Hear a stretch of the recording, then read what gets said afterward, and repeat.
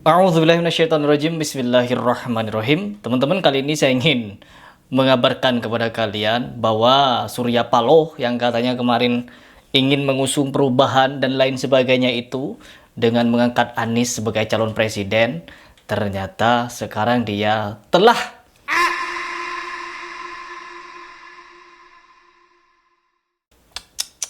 setelah kemarin dia ke Jokowi, sekarang malah ke Prabowo. Jadi jelas bahwa Prabowo dan Gibran itu yang mengusung bukan partai lagi, tetapi Jokowi langsung dan beserta Luhut. Dan di sini maaf saya membuat video dengan pakaian seperti ini karena baru saja habis latihan. Ya, jadi habis latihan saya langsung membaca berita loh.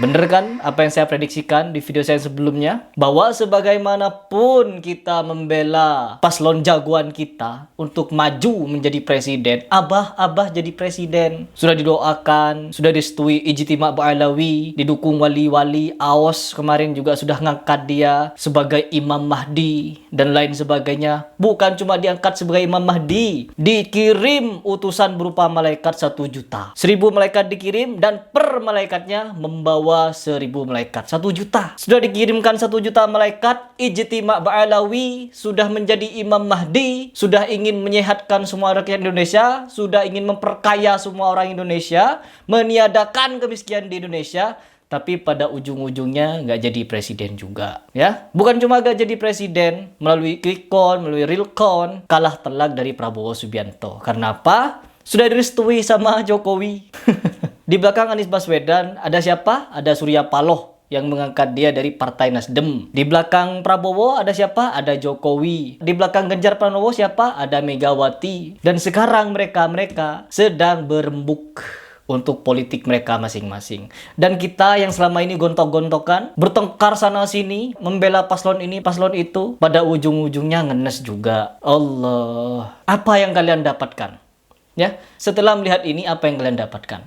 Allah, coba kita baca beritanya seperti apa Surya Paloh ini merapat ke Prabowo, biar kalian sama-sama tahu. Nasdem, PKB, dan PKS berpeluang masuk kabinet Prabowo. Anies ditinggalkan.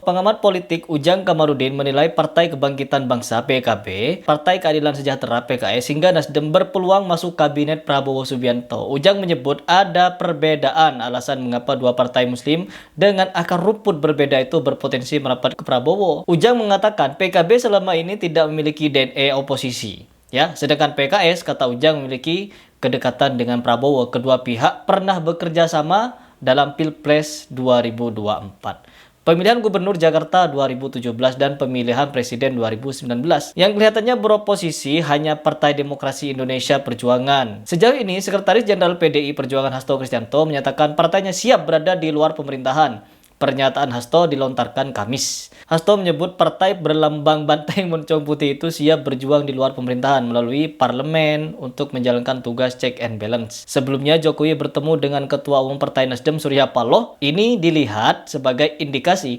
Nasdem gabung kubu Prabowo dalam pertemuan dengan Jokowi karena selama hampir 10 tahun partai itu ada dalam pemerintahan. Tepuk tangan. Jadi sekarang bisa terlihat jelas kan, kalau kita yang selama ini gontok-gontokan, mungkin Anies Baswedan akan berada di luar kepemerintahan, berada di luar kabinet. Karena apa? Sesuai dengan janjinya atau omongannya sendiri, bahwa apabila dia kalah, dia akan bekerja, dia akan berusaha, berbisnis dan lain sebagainya untuk melunasi hutang katanya. Hutang apa itu? Katanya hutang yang itu ya teman-teman, saya juga tidak mau tahu itu. Tetapi teman-teman, di sini kenapa partai-partai yang ada di belakangnya malah masuk kepada kabinet? Ya Allah, saya juga mendapat postingan dari Mardigu ya, yaitu PKS dan Nasdem memberikan sinyal bergabung di pemerintahan Prabowo Gibran ya. Kata Mardigu di sini, politik dewasa tidak baperan dan tidak anti berkawan. Terus bagaimana dengan Anies? Ya, kalau Muhaimin pasti gabung insya Allah. Insya Allah ya. Kalau tidak luput prediksi saya. Karena apa? Selama ini dia di dalam berkampanye selalu menggunakan kalimat-kalimat yang mengandung unsur haluisme. Mengandung unsur haluisme yang dimana mau menyehatkan seluruh bangsa Indonesia. Tidak ada yang sakit. Ya, yang sakit jadi sehat, yang miskin jadi kaya. Ini kan kalimat halu. Kalau nggak halu apa ini? Kalian bisa jawab itu apa artinya. Yang selama ini kalian mendukung Anies Baswedan, bagaimana dengan pernyataan ini? Terus bagaimana dengan AOS yang menyatakan telah mengirim 1 juta malaikat, yang mengatakan Anies Baswedan Imam Mahdi? Bagaimana dengan pernyataan itu? Kalau tidak terima, saya katakan halu. Dan begitu pun dengan Pak Gibran kemarin, Raka Buming. Ya, ketika saya bahas dia mengenai nasi gratis itu. Nasi gratis apa? Atau susu gratis. Yang 1 hari itu menghabiskan 1 triliun. Kalau 5 tahun, lebih 3.000 triliun nanti yang dihabiskan. Hanya untuk sekedar memberi makan. Lalu yang dikasih makan apa? Allah, anak sekolah? Atau anak apa? Anak-anak di jalanan gimana? Yang ngamen-ngamen. Kan ada anak-anak di jalanan tuh yang ngamen. Banyak ngemis, jadi boneka, jadi silver, jadi manusia silver itu. Gimana kalau orang yang seperti itu? Apa cuma anak sekolah yang mau dikasih makan?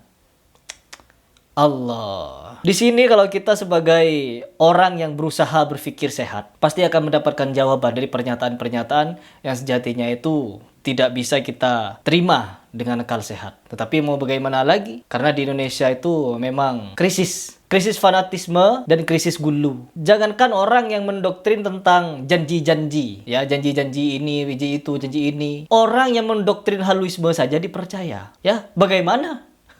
Allah. Terus saya tanya kepada kalian sekarang. Ya, saya tanya kepada kalian semua. Bagaimana kalian yang selama ini mendukung Anies? Bagaimana kalian selama ini mendukung Ganjar? Tetapi ketika seperti ini, kalian yang selama ini berusaha untuk menjelekkan 01, berusaha menjelekkan 02, menjelekkan 03, agar calon presiden pilihan kalian bisa masuk, bisa menang. Berantem sana-sini di media sosial, komentar begini begitu. Sampai-sampai keluar kata-kata binatang, idiot, dan lain sebagainya itu. Kita ini sebagai orang biasa sibuk berdebat sana-sini. Tetapi mereka setelah jadi malah berafiliasi sana-sini juga. Saya sendiri miris. Masa kita tidak mau belajar dari yang lalu-lalu? Saya dulu berantem sana-sini juga mendukung Prabowo itu. Karena diusung oleh Ijtima Ulama.